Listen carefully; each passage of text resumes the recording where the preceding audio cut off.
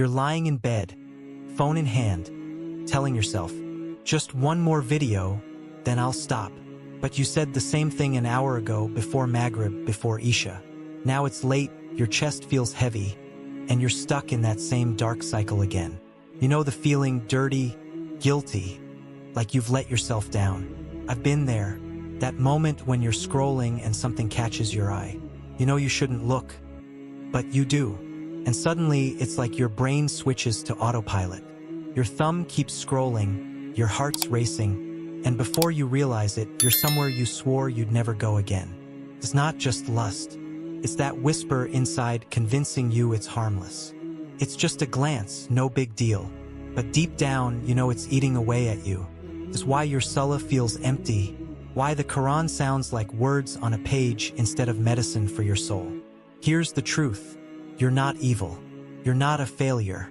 You're just trapped. And Allah sees that. He didn't place those heavy feelings in your heart to drown you in them. He gave you an escape.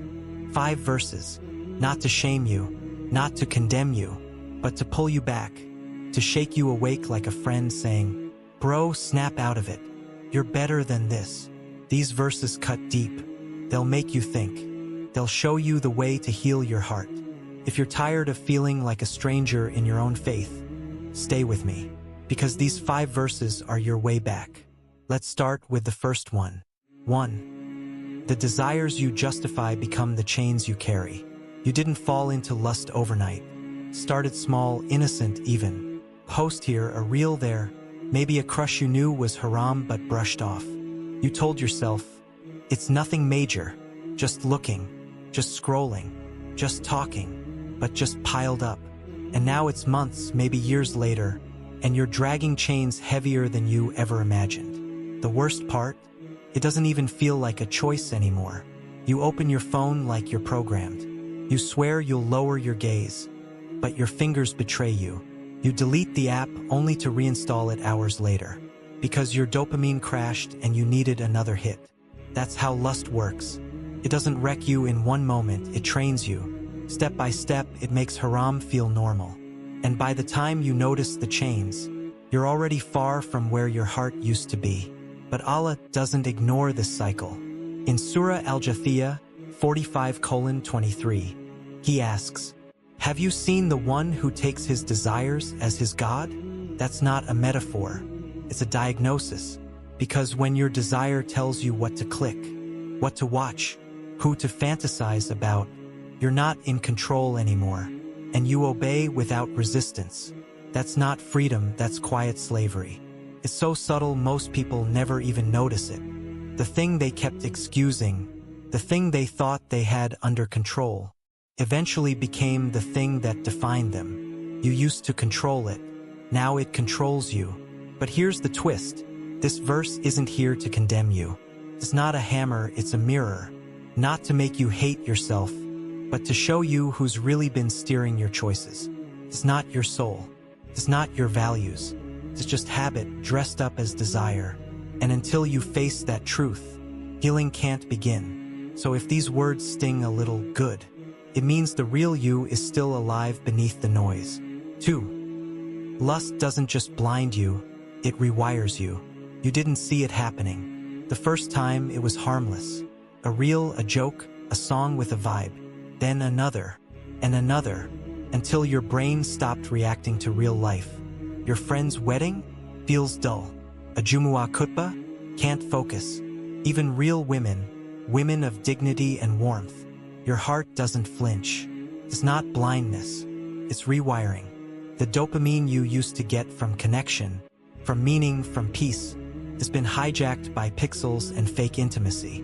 Now real things feel boring. Halal feels slow. Purity feels empty. Ever wonder why your dua feels dry? Why your sujud doesn't bring tears like it used to? It's not because you don't care. It's because your heart's bandwidth is clogged with noise. Lust isn't just a sin you commit. It's a signal you reinforce until it carves new neural pathways. Ones that skip love, skip meaning, and go straight to escape. Allah warns us in Surah A-with-Makrandi 38:26. Do not follow desire, lest it mislead you from the path of Allah. This isn't just a warning, it's a diagnosis. Because if you walk with lust long enough, it stops being a mistake. It becomes your path. That's the real danger. Not that you slipped once, but that slipping became your routine. You trained your eyes to wander, your fingers to search, your thoughts to spiral. Not because you wanted to, but because it became your default. But here's the hope nobody tells you. The same way you trained your brain to crave this, you can train it to uncrave it. That's why these verses matter. They're not just about stopping sin. They're about retraining your direction, verse by verse, step by step, until your heart stops craving darkness and starts craving light. 3. It doesn't start with a sin, it starts with a suggestion. Shayṭān's first trick wasn't a command. It wasn't a blatant lie. It was a suggestion. It's just a glance. You're not doing anything haram. At least you're not watching that stuff anymore. That's how it begins. Not with rebellion, but with reason. Because Shayṭān doesn't need to drag you into fire. He just needs you to take one step closer on your own. That's how Shayṭān deceived Adam, alayhi salam. Not with a command, not with force, but with a calm, confident whisper. Shall I show you the tree of eternity, and a kingdom that never decays? Surah A with Makron HA with Makron 20:120. He didn't outright lie. He framed it as something noble. Don't you want more? Don't you want to grow? And that's the same strategy he uses with you. You're strong enough now. You can handle this. Test yourself. See how disciplined you are. But that's not strength. That's ego disguised as self-control. Before you realize it, you're caught in the same algorithm. The same patterns, the same fake control. You call it progress, but it's just a halal-looking cage. You don't collapse all at once. You drift from intention, curiosity, from just a glance, just a few minutes, from guilt, numbness. And Shayṭān doesn't need to push. He just keeps suggesting. That's why this verse cuts deep. Do not follow the footsteps of Shayṭān. Indeed, he is to you a clear enemy. Surah Al-Baqarah 2:168. Echoed in multiple verses. Notice footsteps, not leaps, because lust rarely crashes through your life. Tiptoes in. So if your resistance is fading, if your standards keep shifting, if your reasoning sounds smarter than your iman, pause. Ask yourself, whose voice am I following right now? Because sometimes the voice in your head isn't yours.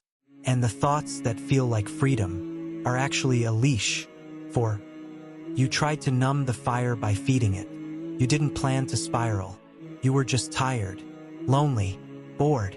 So you opened your phone, just for 5 minutes, just to scroll. And that's when it struck. The algorithm knows you better than you admit. It serves what you crave, even when you pretend you don't. And in that moment, lust didn't feel like rebellion. Felt like relief. That's the trap no one talks about. When you're stressed or hurting, desire doesn't feel like temptation. It feels like medicine. Not pleasure, distraction. Not rebellion, escape. But here's the twist. The cycle gets worse when you try to quit.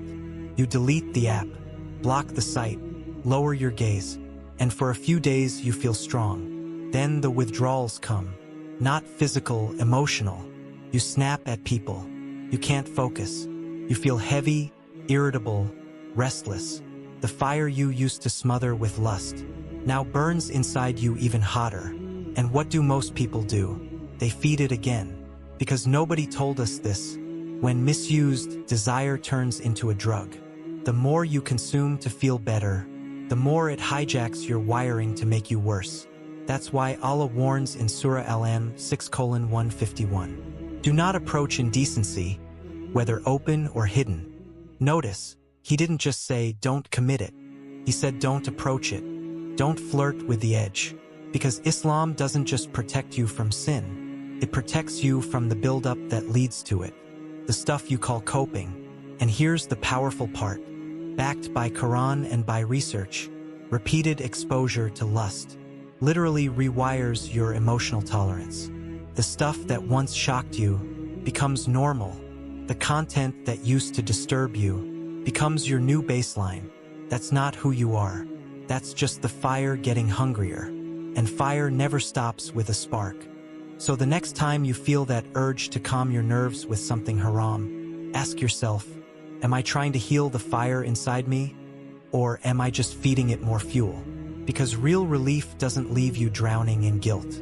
Real relief feels like peace. 5. Lust doesn't just steal pleasure, it kills purpose. There's a reason you feel numb after giving in. It's not just the shame. It's not even just the sin. It's the silence. Deep down, you know you were created for more than this. And that's the part lust never tells you. It sells you cheap comfort, but hides the price tag. Hours wasted chasing pixels. Skipping salah because you feel too dirty to stand before Allah. Losing touch with your goals, your people, your own self. And when you finally sit in that stillness, all that's left is regret. Why? Because lust doesn't just trap your body. It hijacks your mission.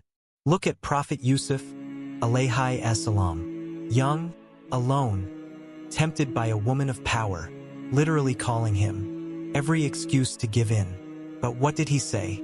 My Lord, prison is more beloved to me than what they invite me to. Surah Yusuf 12:33. He wasn't afraid of getting caught. He was afraid of becoming someone Allah wouldn't recognize. That's the mindset that defeats lust. Not fear, clarity.